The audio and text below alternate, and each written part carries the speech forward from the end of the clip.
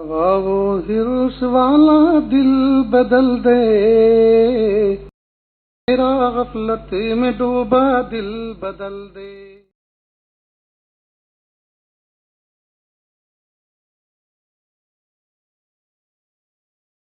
بسم اللہ الرحمن الرحیم، الحمد للہ وکفی وسلام علی عبادہ الذین اصطفی، اما بعد، اعوذ باللہ من الشیطان الرجیم، بسم اللہ الرحمن الرحیم، ومن یتوکل علی اللہ فہو حسبہ، سبحان ربک رب العزۃ عما یصفون، وسلام علی المرسلین والحمد للہ رب العالمین۔ اللہم صلی علی سیدنا محمد وعلی آل سیدنا محمد وبارک وسلم۔ اللہم صلی علی سیدنا محمد وعلی آل سیدنا محمد وبارک وسلم۔ اللہم صلی علی سیدنا محمد وعلی آل سیدنا محمد وبارک وسلم۔ اللہ رب العزت نے اس دنیا کو دارالاسباب بنایا ہے، یہاں ہر چیز کسی نہ کسی سبب کے ساتھ جڑی ہوئی ہے۔ مثال کے طور پر غلہ حاصل کرنا ہے تو اللہ پاک نے غلے کے لیے زمین کو سبب بنا دیا۔ آدمی زمین کو جوتے، زمین میں بیج ڈالے، کھاد پانی کا خیال رکھے، اللہ رب العزت ایک دانے کے بدلے 100 دانے کر کے اس کو لوٹائیں گے۔ تو غلہ حاصل کرنا چاہتا ہے تو زمین کو اس کے لیے سبب بنا دیا، پھل کے لیے درخت کو سبب بنایا۔ ہمیں اگر پھل کھانے ہیں تو اپنے آنگن میں نرسری سے لا کر پودا لگائیں، کھاد پانی کا خیال رکھیں، پھر 3 سال 4 سال کے بعد اللہ پاک اس پودے کو درخت بنا کر اس پہ پھل لگائیں گے، پھر آپ اس پھل کو استعمال کر سکتے ہیں۔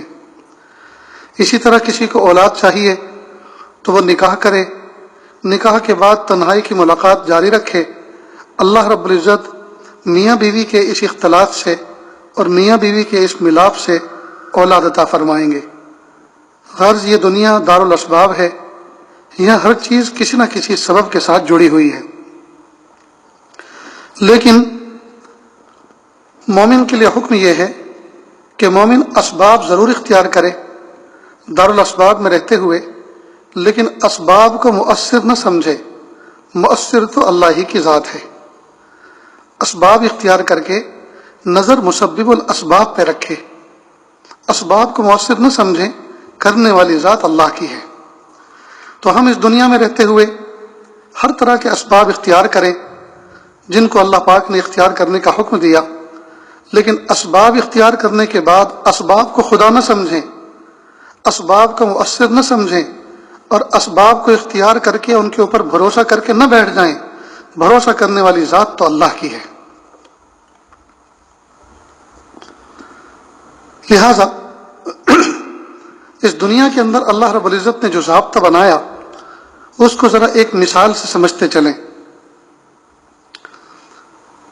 ایک آدمی ایک فیکٹری بناتا ہے اور فیکٹری بنا کر اس کا ایک ضابطہ قانون بناتا ہے کہ یہ فیکٹری دن میں صبح 8 بجے سے شام کے 5 بجے تک چلے گی، درمیان کے اندر 2 گھنٹے کا وقفہ ہوگا جس میں لوگ کچھ آرام کر سکتے ہیں، کھا سکتے ہیں، اور شام کو 5 بجے اس کی چھٹی ہو جائے گی۔ رات کے وقت یہ بند رہا کرے گی۔ لیبر کی تنخواہ کا اسکیل یہ رہے گا، جو مینیجر ہوگا اس کی تنخواہ کا اسکیل اس طرح کا رہے گا، جو دربان ہوگا، واچ مین ہوگا، اس کی تنخواہ کا اسکیل یہ رہے گا۔ اب یہ ضابطے اس نے بنا دیے فیکٹری چلانے کے لیے، لیکن ضابطے بنانے کے بعد وہ مجبور نہیں ہے کہ وہ انہی ضابطوں کی پابندی کرے، وہ چاہے جب ضابطہ بدل سکتا ہے۔ چنانچہ فیکٹری شروع ہوئی، لوگوں نے صبح 8 بجے آنا شروع کیا، شام کو 5 بجے چھٹی کرنی شروع کی۔ اسی دوران کئی سال گزر گئے، دیکھتے کیا ہیں کہ مین گیٹ کے اوپر بھیڑ لگی ہوئی ہے لیبر کی، کام کرنے والوں کی۔ تو آنے والوں نے پوچھا بھائی کیسی بھیڑ ہے؟ کہ یہ دیکھو نوٹس بورڈ پہ کیا لکھا ہوا ہے۔ تو نوٹس بورڈ پہ دیکھا تو اس کی آنکھیں کھلی کی کھلی رہ گئیں۔ اس پہ لکھا ہوا تھا یہ فیکٹری اب رات کو 8 بجے سے صبح کے 5 بجے تک چلے گی۔ اب مزدور کہنے لگے کہ بھائی ہمارے بچے تو جنگل میں تنہا رہتے ہیں، رات کو ہم اکیلا بچوں کو چھوڑ نہیں سکتے، ہم کس طرح سے اس ڈیوٹی کو نبھائیں گے؟ اب ایک دوسرے کو کہہ رہے ہیں کہ بھئی یہ کس نے ضابطہ بنایا؟ تو لوگوں نے کہا مالک نے۔ تو مالک نے کیوں یہ ضابطہ بدل دیا؟ کہ بھئی مالک تو مالک ہے، وہ چاہے ضابطہ بدل سکتا ہے، اس کے ہاتھ کس نے پکڑے؟ اب مالک نے جو یہ ضابطہ بدلا تو جو ضابطہ اس نے شروع میں بنایا تھا وہ کوئی مجبور اور پابند نہیں تھا کہ اسی ضابطے کو زندگی بھر فالو کرے، وہ جب چاہے اس کے دل میں بات آئے تو اس کو بدل سکتا ہے۔ اس کو مالک کی پاور کہتے ہیں۔ ٹھیک بالکل اسی طرح اللہ رب العزت نے اس دنیا کو بنایا اور اس دنیا میں جینے کا طریقہ بندوں کو بتایا، انبیاء کرام کے ذریعے سے اس دنیا میں جیتے ہوئے رہتے ہوئے اللہ رب العزت کو کس طرح سے راضی کیا جائے، اللہ تعالیٰ کو کس طرح سے خوش کیا جائے، اس دنیا میں جینے کے جو ضابطے اور طریقے تھے انبیاء کرام کے ذریعے سے بندوں کو سمجھائے، اور ان طریقوں کو سمجھانے کے بعد بندوں کا یہ مزاج بنایا کہ بندے سارے ضابطے اور طریقے اپنائیں، لیکن ان ضابطوں اور طریقوں پر عمل کرتے ہوئے اس سے آگے کی ایک چیز ہے، وہ یہ کہ نظر اللہ کی ذات پہ رکھیں۔ اور یاد رکھیں اللہ رب العزت نے جس طرح سے ضابطے بنائے ہیں، اللہ تعالیٰ کبھی کبھی ان ضابطوں کے خلاف بھی کرتے ہیں تاکہ بندوں کو یہ دکھایا جا سکے کہ قدرت میری ہے۔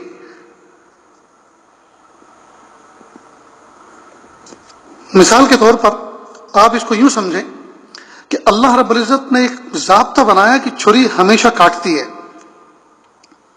چھری کو اللہ پاک نے کاٹنے کی صلاحیت عطا فرمائی ہے، آگ کو اللہ پاک نے جلانے کی صلاحیت عطا فرمائی ہے، آگ جلاتی ہے۔ تو چھری کاٹتی ہے، آگ جلاتی ہے، یہ سنت اللہ ہے، یہ اللہ کا ضابطہ ہے، اللہ کا ایک نظام ہے۔ چھری ہمیشہ کاٹے گی، دھاردار چھری ہوگی تو ہمیشہ دوسری چیز کو کاٹے گی، جلتی ہوئی آگ دہکتی ہوئی آگ ہوگی ہمیشہ دوسری چیز کو جلائے گی، یہ اللہ کا ایک ضابطہ ہے، اس کو کہتے ہیں سنت اللہ۔ لیکن کئی مرتبہ اللہ رب العزت اپنے بندوں پر اپنی قدرت اور طاقت کو دکھانے کے لیے اس کے خلاف بھی کرتے ہیں، اس کو کہتے ہیں قدرت اللہ۔ تو ایک ہے سنت اللہ اور ایک ہے قدرت اللہ۔ سنت اللہ جو اللہ پاک نے عام ضابطہ بنایا بندوں کے لیے، اس کو سنت اللہ کہتے ہیں۔ لیکن کئی مرتبہ اللہ تعالیٰ اس ضابطے سے ہٹ کر اپنے بندوں کے سامنے کسی چیز کو ظاہر فرماتے ہیں، اس کو اس وقت قدرت اللہ کہا جاتا ہے۔ جیسے اس حاجز نے آپ کے سامنے عرض کیا کہ چھری ہمیشہ کاٹتی ہے اور آگ ہمیشہ جلاتی ہے، لیکن ایک موقع پر چھری نے نہیں کاٹا تھا، حالانکہ چھری بہت تیز تھی اور چلانے والا ہاتھ بڑا مضبوط تھا اور کٹنے والی چیز بڑی کمزور تھی، لیکن اس چھری نے نہیں کاٹا تھا۔ آپ کو یاد آ رہا ہوگا سیدنا ابراہیم علیہ السلام کے ہاتھ میں چھری تھی، ننھے اسماعیل علیہ السلام کی گردن کٹنے والی تھی اور چھری پر دھار تازہ لگائی تھی، لیکن اس چھری نے نہیں کاٹا تھا۔ تو یہ کیا تھا؟ یہ قدرت اللہ۔ اسی طرح ایک مرتبہ آگ بڑی تیز دہکائی گئی تھی اور جس میں اس کو ڈالا گیا تھا وہ چیز بڑی نازک تھی اور ڈالنے والے بھی بڑے طاقتور تھے، لیکن آگ نے نہیں جلایا تھا۔ یہ کیا چیز تھی؟ یہ قدرت اللہ تھی۔ سیدنا ابراہیم علیہ السلام کو نمرود نے آگ میں ڈالا، لیکن حضرت ابراہیم علیہ السلام نہیں جلے، اللہ پاک نے نہیں جلایا، حالانکہ سنت اللہ یہ ہے کہ آگ ہمیشہ جلاتی ہے، لیکن اس موقع پر نہیں جلایا تھا، تو یہ قدرت اللہ کا مظاہرہ ہوا۔ تو بندوں کو چاہیے کہ وہ سنت اللہ پر عمل کرتے ہوئے، قدرت اللہ سے ڈرتے ہوئے اللہ تعالیٰ کی ذات پر نظر رکھیں، اس کو کہتے ہیں توکل علی اللہ۔ سنت اللہ پہ عمل کرتے ہوئے، قدرت اللہ سے ڈرتے ہوئے نظر اللہ کی ذات پہ رکھیں، بھروسہ کریں، اس کو کہتے ہیں توکل علی اللہ۔ عام طور پر دیکھا یہ گیا ہے کہ بندے اسباب میں اتنے مگن ہو گئے، وہ سمجھتے ہیں کہ اگر ہم یہ اسباب اختیار نہیں کریں گے تو کام کیسے چلے گا۔ نہیں، اللہ وہ ذات ہے کہ سارے اسباب اختیار کرنے کے باوجود اللہ رب العزت کئی دفعہ اسباب فیل کر دیتے ہیں، تو اس وقت بندے کی توجہ اسی بات کی طرف جاتی ہے کہ کوئی نہ کوئی ذات ہے جو اسباب کو فیل کر دیتی ہے۔ اب یہ اسباب پر نظر ہم کہاں تک رکھیں؟ جب تک ہمیں اس دنیا میں جینا ہے، جب تک ہمیں زندہ رہنا ہے ہمیں آخری لمحے تک اللہ تعالیٰ کی ذات پر نظر رکھنی ہے۔ کئی مرتبہ بندہ تھوڑا سا تو اللہ کی ذات پہ توکل کرتا ہے، بھروسہ کرتا ہے، لیکن کامل درجے کا اس کا توکل بھروسہ نہیں ہوتا۔ مثال کے طور پر اس نے حلال روزی کے لیے دانے کمائے، اس نے ہانڈی میں دیگچی میں پکانے کے لیے وہ دانے رکھے اور پک کر تیار ہو گیا، کھانا پلیٹ میں سامنے رکھا ہوا ہے، دسترخوان بچھا ہوا ہے، خوشبو مہک رہی ہے۔ اب صرف ہاتھوں کے ذریعے سے لقمہ بنا کر منہ تک پہنچانا ہے۔ اب سوچتا ہے کہ اب اللہ کی ذات پہ بھروسہ کیا کرنا، اب تو ساری چیزیں تیار ہیں، بھوک لگی ہوئی ہے، طلب بھڑکی ہوئی ہے، سامنے کھانا تیار رکھا ہوا ہے، لہٰذا اب اللہ کی ذات پہ کیا بھروسہ کرنا؟ نہیں، اس موقع پہ بھی اللہ کی ذات پہ بھروسہ کرنا ہے، اس لیے کہ اللہ تعالیٰ اس بات پر قادر ہیں کہ آپ کے ہاتھوں کے لقمے چھین لیے جائیں۔ کئی مرتبہ ایسا ہوتا ہے، محفل جمی ہوئی ہے، کھانا سرو کر دیا جاتا ہے، بریانی کی خوشبو مہک رہی ہے اور سارے لوگ لقمے بنا بنا کر اپنے منہ کے قریب لا رہے ہیں، کچھ منہ میں رکھنے والے ہوتے ہیں، کچھ رکھ چکے ہوتے ہیں، اور اچانک ایک زور سے آواز بلند ہوتی ہے کہ بھائی ہرگز کوئی نہ کھائے، اس لیے کہ دیگ کا جو ڈھکن اٹھایا گیا اس میں چھپکلی مری ہوئی پائی گئی تھی۔ تو ظاہر ہے جس نے منہ میں رکھ دیا تھا وہ بھی اگل دے گا، وہ بھی نکال دیتا ہے، اور جس نے ابھی نہیں رکھا وہ اللہ کا شکر ادا کرتا ہے کہ اللہ کا شکر ہے کہ میں نے منہ میں نہیں رکھا، اور اپنے ہاتھ دھوتے ہیں اور برتن ہٹا دیتے ہیں۔ معلوم ہوا اگر کھانا تیار ہو چکا، سامنے رکھا جا چکا، لقمے بن چکے اور منہ تک پہنچ چکے، ابھی بھی ہم اللہ کی ذات سے غافل نہیں ہو سکتے، ابھی بھی ہمیں اللہ کی ذات پہ نظر رکھنی چاہیے، اس لیے کہ ابھی بھی کوئی صدا بلند کر سکتا ہے اور یہ کہا جا سکتا ہے کہ یہ کھانا کھانے کے قابل نہیں ہے، تو اللہ وہ ذات ہیں جو ہاتھوں کے بنے ہوئے لقمے بھی چھین سکتے ہیں۔ چلیے ہم نے لقمہ بنا لیا اور کوئی خبر نہیں ملی کہ یہ زہر والا کھانا ہے، چھپکلی مری ہوئی تھی، کھا لیا، تو کیا اب اللہ کی ذات پہ بھروسہ نہ کریں؟ نہیں، ابھی بھی ہمیں اللہ ہی کی ذات پہ نظر رکھنی ہے، اس لیے کہ کھا تو لیا، اب اس کا خون بنانا، اس کو ہضم کرنا اور عافیت کے ساتھ اس کے فضلے کو باہر نکال دینا، یہ بھی اللہ ہی کے قبضے قدرت میں ہے، لہذا ہم اللہ کی ذات سے ابھی بھی غافل نہیں ہو سکتے۔ غرض یہ کہ مومن کو چاہیے کہ مومن ہر وقت اللہ کی ذات پہ نظر رکھے، اس کو کہتے ہیں توکل علی اللہ، اللہ کی ذات پہ بھروسہ کرنا، اپنی تدبیروں پہ کبھی بھروسہ نہ کرے، نظر ہمیشہ اللہ کی ذات پر رکھے۔ آج کل ہمارا حال یہ ہے کہ ہم بالکل منافقوں کی طرح زندگی گزار رہے ہیں، جیسے وہ کشتی میں سفر کرتے تھے تو اللہ کی طرف رجوع کرتے تھے اور بہت مخلص ہو کر کہتے تھے پیارے اللہ ہم کشتی میں سوار ہیں، ہم آپ کے کمزور بندے ہیں، ہمیں پار لگا دیجئے، اور جب پار اللہ تعالیٰ لگا دیتے تھے تو پھر گویا اللہ کو کہتے تھے کہ تو کون اور ہم کون۔ آج یہی حال اس وقت ہماری ہے کہ ہم جب ہمارے ہوتے ہیں اسباب کمزور اور حالات نازک، تب تو ہم اللہ کی طرف گڑ گڑاتے ہیں اور رجوع کرتے ہیں، اور جب حالات اچھے ہو جاتے ہیں، حالات اللہ تعالیٰ اپنے فضل سے بحال کر دیتے ہیں، تو ہم گویا کہتے ہیں کہ اللہ تو کون اور ہم کون۔ یہ عاجز کہا کرتا ہے اگر ہماری سواری ہو کمزور اور پیسے ہوں بہت کم اور ڈیزل بھی نہ مل رہا ہو اور اسپیئر ویل بھی بہت پنچر والا ہو، کمزور ہو، تو اس وقت جب ہم سفر پہ جاتے ہیں تو خطرات سے بچنے کی جتنی دعائیں ہمیں یاد ہوتی ہیں سب پڑھ ڈالتے ہیں، اور راستے میں کسی کا فون آتا ہے تو پہلے کہتے ہیں بھائی پہلے میری سنو، دیکھو میں لمبے سفر پہ جا رہا ہوں اس لیے آپ دعا کرنا۔ تو وہ اپنی کمزوری سامنے ہوتی ہے، دوسروں سے دعا کرواتے ہیں اور اللہ پہ نظر ہوتی ہے۔ اور اگر گاڑی ہو مضبوط، بالکل نیو برانڈ، ڈیزل کی ٹنکی بھی ہو فل اور دونوں جیبیں پیسے سے بھری ہوئی ہوں، حالات بھی سازگار ہوں، اور ساتھ میں سفر کرنے والے بھی جولی قسم کے ہوں، تو اب جب سفر کا آغاز کرتے ہیں تو بسم اللہ پڑھنا بھی بھول جاتے ہیں اور سفر کی دعا بھی بھول جاتے ہیں۔ تو جب اسباب ہوتے ہیں کمزور تو ہمارا ایمان ہوتا ہے قوی، اور جب اسباب ہوتے ہیں قوی تو ایمان ہوتا ہے کمزور۔ یہ ابن الوقتی ہے، ہم ابن الوقت میں بنے، ابو الوقت بنے، حالات چاہے ایسے ہوں یا ویسے ہوں، ہر حال میں ہمیں نظر اللہ کی ذات پہ رکھنی چاہیے۔ اب یہ جو اس وقت کرونا وائرس کا معاملہ چل رہا ہے تو اس میں بہت سارے لوگ تو ایسے ہیں حد سے زیادہ گھبرائے ہوئے ہیں۔ یاد رکھیں اس سے پہلے بھی دنیا کے اندر بہت سارے جراثیم موجود رہے ہیں اور ہر زمانے میں رہتے ہیں۔ اللہ کے محبوب صلی اللہ علیہ وسلم نے جو ہمیں سنت طریقہ بتایا، ہاتھ دھو کر کھانا کھائیں، کھانا کھانے کے بعد ہاتھ دھوئیں، وضو کریں، ناک میں پانی ڈالیں، گردن کا مسح کریں، کانوں میں انگلی ڈال کے کانوں کا مسح کریں، سر کا مسح کریں، پیر دھوئیں، کوہنیوں تک ہاتھ دھوئیں. یہ ساری کی ساری چیزیں کیا ہیں؟ یہ ان تمام جراثیم سے بچنے کے لیے تو علاج ہے. محبوب صلی اللہ علیہ وسلم جو بیان فرمایا.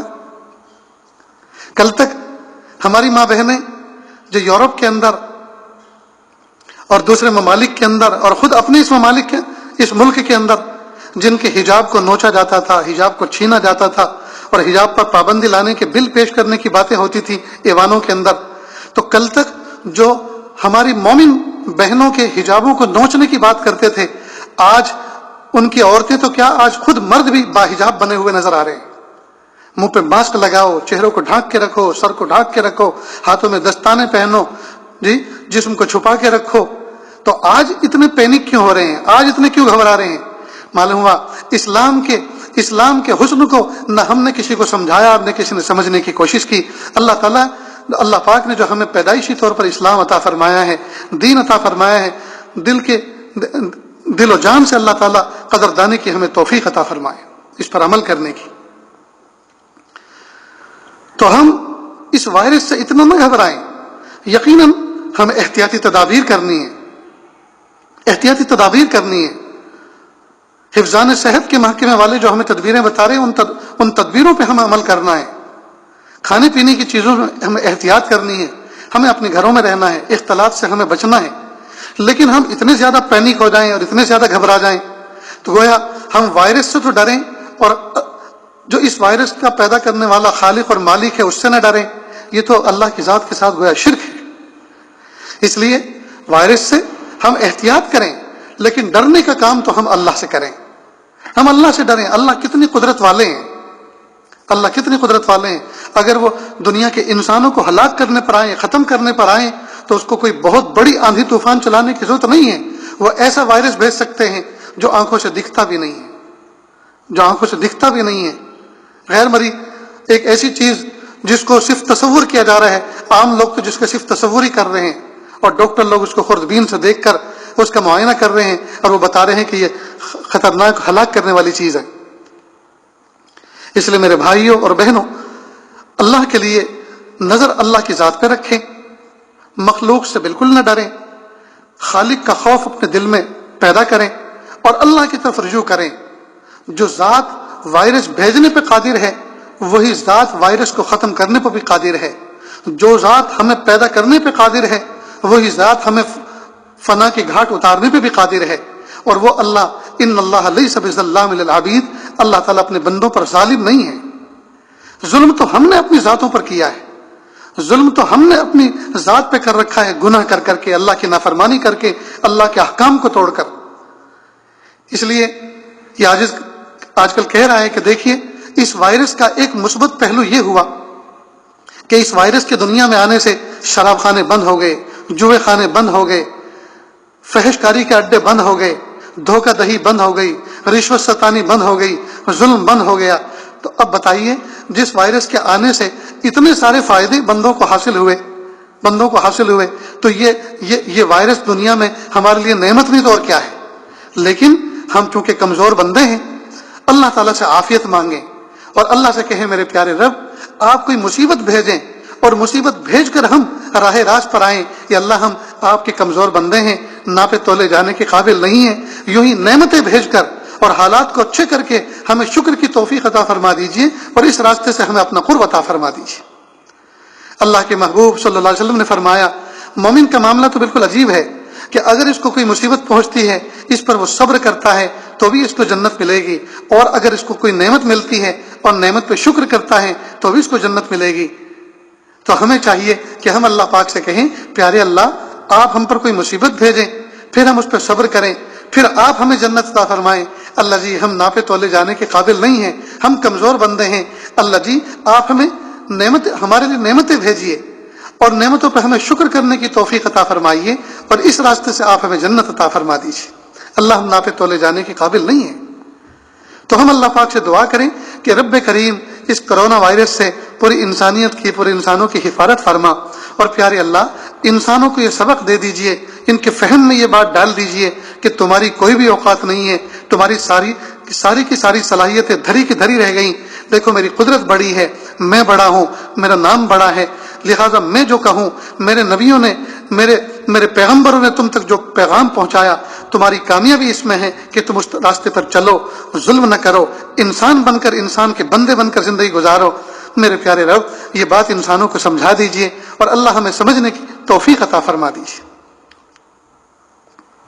ایک فلسفی راستے میں ایک مرتبہ کھڑا ہوا تھا اور اس نے اپنے ذہن کے اندر ایک فلسفیانہ سوال بنایا۔ اور سوال یہ تھا کہ اگر یہ جو آسمان ہے ہماری سر کے اوپر، پورے کے پورے اس کے دائرے کو اور قطر کو کمان بنا دیا جائے اور اللہ تعالیٰ کی جتنی مصائب ہیں پیدا کردہ، ان تمام مصائب کا تیر مان لیا جائے اور چلانے والی ذات اللہ کی مان لی جائے، تو اس تیر و کمان سے کون بچ سکتا ہے؟ اب یہ سوال تو اس کے ذہن میں بن گیا، لیکن جواب اس کو سجھائی نہیں دے رہا تھا کہ اس کا جواب کیا ہوگا۔ سامنے سے ایک شخص آئے اور پوچھنے لگے کہ آپ کیوں پریشان کھڑے ہیں؟ اس فلسفی نے آگے سے جواب دیا کہ میں نے اپنے ذہن کے اندر ایک سوال بنایا ہے، سوال تو بن گیا لیکن جواب اس کا سمجھ میں نہیں آ رہا۔ تو کہ وہ کیا سوال ہے؟ کہ سوال یہ ہے کہ اگر آسمان کے دائرے کو کمان مان لیا جائے اور اللہ تعالیٰ کی پیدا کردہ مصائب کو کا تیر بنا دیا جائے اور چلانے والی ذات اللہ کی مان لی جائے، تو اس تیر و کمان سے کون بچ سکتا ہے؟ تو انہوں نے فرمایا کہ اس کا جواب تو بہت سہل ہے، بہت آسان ہے۔ کہ حضرت وہ کیا؟ میں اتنی دیر سے پریشان ہوں اور سمجھ میں نہیں آ رہا اور آپ فرما رہے ہیں کہ اس کا جواب تو بہت آسان ہے، آپ جواب دیں۔ انہوں نے فرمایا کہ اگر کمان اتنی بڑی ہو اور تیر ایسی شان کا ہو اور چلانے والی ذات ایسی عظیم الشان ہو، تو پھر انسانوں کو چاہیے کہ وہ چلانے والے کے قدموں میں گر جائیں، اس لیے کہ تیر چلانے والا اپنے قدموں پہ کبھی تیر نہیں چلاتا، وہ ہمیشہ سامنے کی طرف چلاتا ہے، لہذا اس کی قدموں میں اگر گر جائیں تو اس کے تیر سے بچ سکتے ہیں۔ کہتے ہیں کہ جواب دینے والے حضرت عیسیٰ علیہ السلام تھے۔ یقیناً یہ جواب کوئی وقت کا نبی ہی دے سکتا ہے، نبوت کی شان سے متصف بندہ ہو وہی دے سکتا ہے۔ تو اس وقت ہمیں چاہیے کہ ہم اللہ تعالیٰ کی طرف رجوع کریں، اللہ کی طرف لوٹ کر آئیں۔ آج ہر بندہ اسکرین سے جڑا ہوا ہے، چاہے وہ ٹیلی ویژن کی اسکرین ہو، چاہے وہ سیل فون کی اسکرین ہو، دنیا بھر کے تماشے اس وقت ہو رہے ہیں، دنیا بھر کی ویڈیو اور کلپ تیار ہو رہی ہیں، اور بہت سے لوگوں نے تو اس کو مذاق بنا لیا ہے۔ میرے بھائیوں، یہ بہت ڈرنے کا مقام ہے، بہت ڈرنے کا مقام ہے۔ پوری دنیا اپنے گھروں کے اندر مقفل ہے، جن کے گھروں میں 2 وقت 3 وقت کا کھانا ہے ان کو تو مستی سوجی ہے، ان کو تو ہری ہری سوج رہی ہے اس وقت، لیکن جن کے گھروں کے اندر 3-4 دن گزر گئے اور ان کا راشن پانی ختم ہو گیا، ان کو تو اپنی آنکھوں کے سامنے کھلی آنکھوں موت نظر آ رہی ہے۔ اس لیے اپنے دائیں بائیں کا خیال رکھیں اور اللہ کی طرف رجوع کریں، اللہ سے دعا کریں، گھبرائیں بالکل نہیں، ڈریں بالکل نہیں۔ جس وائرس کا خوف اس وقت ہمارے دلوں میں بیٹھا ہوا ہے، اس وائرس سے نہ ڈریں، وائرس کے خالق و مالک اللہ تعالیٰ کی طرف رجوع کریں، اس کی محبت مانگیں، اس کے خوف کو اپنے دل میں بٹھائیں، اسی سے محبت کریں، اسی کا ڈر اپنے دل کے اندر پیدا کریں، اس کی نافرمانیوں سے ڈریں، اس کی پکڑ سے ڈریں۔ اور اللہ تعالیٰ اپنے بندوں پر ظلم کرنے والے نہیں ہیں، اللہ ظالم نہیں ہے، اللہ تعالیٰ تو 70 ماؤں سے زیادہ مشفق و مہربان ہے۔ تو جب ہمیں اتنے کریم رب، اتنے مشفق و مہربان رب ملے ہیں تو ہمیں ڈرنے کی ضرورت نہیں ہے، اس کی طرف رجوع کرنے کی ضرورت ہے، اس کی طرف جھکنے کی ضرورت ہے، اس سے دعائیں کرنے کی ضرورت ہے۔ لہٰذا وائرس سے بالکل نہ ڈریں، وائرس کے خالق و مالک سے ڈرنے کی ضرورت ہے۔ اللہ تعالیٰ حالات بہت جلدی اچھے کر دیں گے۔ سچے دل سے ہم سب کے سب توبہ کریں، اللہ تعالیٰ ہمارے گناہوں کو معاف فرمائیں۔ وآخر دعوانا ان الحمد للہ رب العالمین۔ دعا کر لیجیے۔ بسم اللہ الرحمن الرحیم۔ الحمد للہ رب العالمین الرحمن الرحیم مالک یوم الدین ایاک نعبد و ایاک نستعین اہدنا الصراط المستقیم صراط الذین انعمت علیہم غیر المغضوب علیہم ولا الضالین آمین یا رب العالمین۔ حسبی اللہ لا الہ الا ہو علیہ توکلت ہو رب العرش العظیم۔ پیارے اللہ، ہم ظاہر میں آپ کے بندے اور بندیاں ہیں، حقیقت میں نہایت گندے ہیں۔ اللہ ہمارے دلوں کی گندگی کو دور فرما، ہمیں اپنی بندگی کا سلیقہ عطا فرما، شرمندگی والے کاموں سے ہماری حفاظت فرما، برے دن سے، بری بات سے، بری رات سے، برے انجام سے ہماری حفاظت فرما، سوء خاتمہ سے ہماری حفاظت فرما۔ اللہ جی، ہم ناپے تولے جانے کے قابل نہیں ہیں، اللہ جی ہم آزمائے جانے کے قابل نہیں ہیں، حساب کتاب لیے جانے کے قابل نہیں ہیں۔ اگر آپ حساب کتاب لینے پر آ گئے، ہم تو ایک پیالی چائے کا بھی حساب نہیں دے سکتے، ایک ٹھنڈے گھونٹ پانی کا بھی حساب نہیں دے سکتے، ایک صبح شام کے دسترخوان کا بھی حساب نہیں دے سکتے۔ اللہ جی آپ ہمیں معاف کر دیجیے، اللہ جی آپ ہمیں معاف کر دیجیے، اللہ جی آپ ہمیں معاف کر دیجیے۔ اللہ آپ کے بندے کمزور ہیں، اللہ بندے کمزور ہیں، اللہ بندے کمزور ہیں، اور آپ قوی ہیں۔ اللہ جی آپ قوی ہیں، آپ کے ہاتھوں میں شفا ہے، یا اللہ آپ کے قبضے قدرت میں یا اللہ دوا بھی ہے اور مرض بھی ہے۔ اللہ جی مرض کو دور کر دیجئے اور شفا عطا فرما دیجئے۔ اللہ جی ہم ناپے تولے جانے کے قابل نہیں ہیں، آزمائے جانے کے قابل نہیں ہیں، آپ رحم فرما دیجئے، آپ رحم فرما دیجئے۔ یقیناً ہم نے اپنی جانوں پہ ظلم کیا ہے، یا اللہ ہم نے اپنے آپ پر ظلم کیا ہے گناہ کر کر کے۔ میرے پیارے اللہ میں سچی توبہ کی توفیق عطا فرما دیجئے، اللہ میں سچی توبہ کی توفیق عطا فرما دیجئے، اللہ میں سچی توبہ کی توفیق عطا فرما دیجیے، یا اللہ میں آخرت کی تیاری کرنے کی توفیق عطا فرما دیجیے، یا اللہ سچی توبہ کی توفیق عطا فرما دیجیے۔ اللہ جی آپ ہم سے راضی ہو جائیے، اللہ جی آپ ناراض نہ ہوئیے، یا اللہ آپ کے سوا ہمارا کوئی رب نہیں، یا اللہ ہمارے جیسے تو آپ کے اربوں خربوں بندے ہیں، یا اللہ آپ ہمارے جیسے تو آپ کے اربوں خربوں بندے ہیں، لیکن آپ کے جیسے تو ہمارا کوئی رب نہیں۔ پیارے اللہ ہم نے جتنے گناہ کیے ہیں، اگر آپ ہمیں ہلاک کر دیں تو یہ عین انصاف ہوگا، اس لیے کہ ہم اسی کے قابل ہیں۔ ہم نے اب تک جو کچھ کیا ہے یا اللہ اس کی سزا یہی ہو سکتی ہے کہ آپ ہمیں ہلاک کر دیں، لیکن میرے پیارے اللہ اگر آپ ہمیں معاف کر دیں تو یہ آپ کا عین فضل ہوگا، کہ اللہ عین فضل ہوگا۔ اللہ جی آپ ہمیں معاف کر دیجیے، اللہ جی آپ ہمیں معاف کر دیجیے، اللہ جی آپ ہمیں معاف کر دیجیے۔ اللہ جی اپنی رحمت کے سینے سے لگا لیجیے، رحمت کی گود میں لے لیجیے، یا اللہ اپنے بندوں کو رحمت کی گود میں لے لیجیے اور معاف کر دیجیے، معاف کر دیجیے، معاف کر دیجیے، معاف کر دیجیے۔ اللہ جی معاف کر دیجیے، ہم ناپے تولے جانے کے قابل نہیں ہیں، آزمائے جانے کے قابل نہیں ہیں۔